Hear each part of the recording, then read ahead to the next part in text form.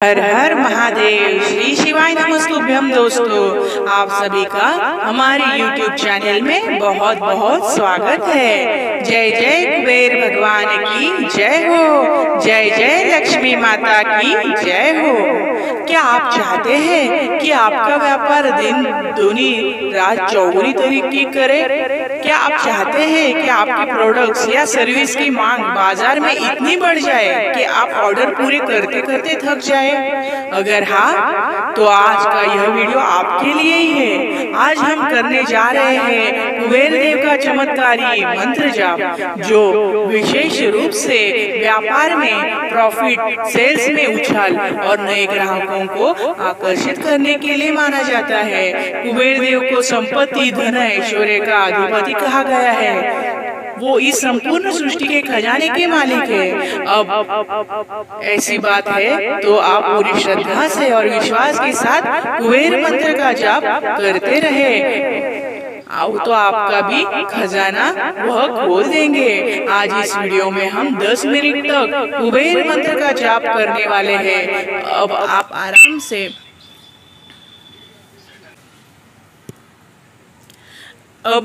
आराम से बैठ जाइए, अपनी आंखें बंद कर दीजिए और अपने मन में देखिए कि आपका शोरूम, आपका दुकान, आपका गोदाम ग्राहकों से भर गया है। आपके प्रोडक्ट सेल तेजी से बढ़ रही है। आपके बैंक में, अकाउंट में मालामाल प्रॉफिट जमा हो रही है। सोचिए कि कुबेर महाराज आपके व्यापार पर हाथ रखकर आपको अपना आशीर्वाद दे रहे हैं। अब गहरी सांस ले और मन ही मन बोले, हे कुबेर देव, मेरे व्यापार में जबरदस्त प्रॉफिट हो, मेरे जीवन में कभी धन की कमी ही ना हो, मुझे आपके खजाने से हिस्सा दीजिए। अब मैं आपको कुबेर मंत्र सुनाने जा रही हूँ। आप इसे पूरी श्रद्धा से और पूरे विश्वास के साथ मेरे साथ मन ही मन दोहरा सकते हैं या बस सुनकर ध्यान लगाइए। रोज 10 मिनट इस मंत्र को सुने और फिर देखिए आपके व्यापार में ग्राहक बढ़ेंगे, ऑर्डर बढ़ेंगे, मुनाफा खुद चलकर आपके पास आएगा। तो चलिए उस अद्भुत मंत्र का जाप शुरू करते हैं। कुबेर देव जी का वह दिव्य मंत्र आप सुनने जा रहे हैं। तो आप कमेंट में जय जय कुबेर भगवान की जय हो, जय जय लक्ष्मी माता की जय हो लिखना न भूले। तो चलिए उस मंत्र को, जो आपका जीवन बदलने वाला है, उस मंत्र को सुनते हैं। ओम यक्षराजाय कुबेराय वैश्रवणाय नमः।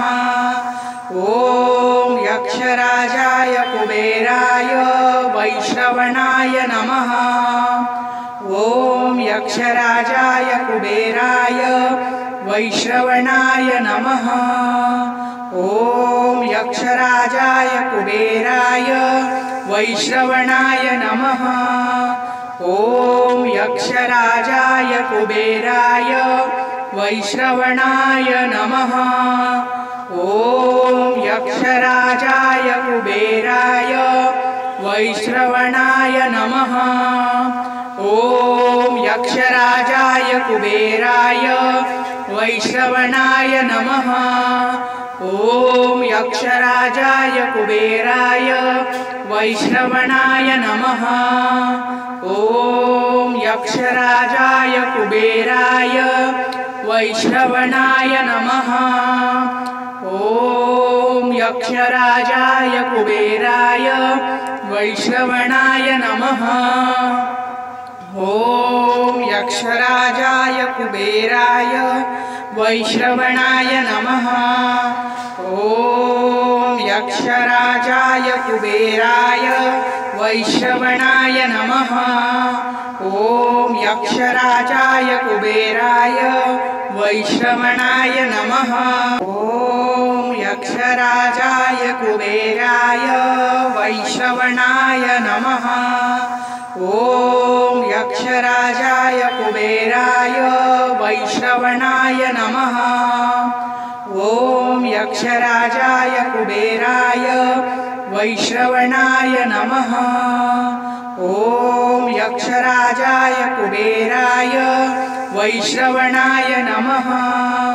ओम यक्षराजाय कुबेराय वैश्रवणाय नमः।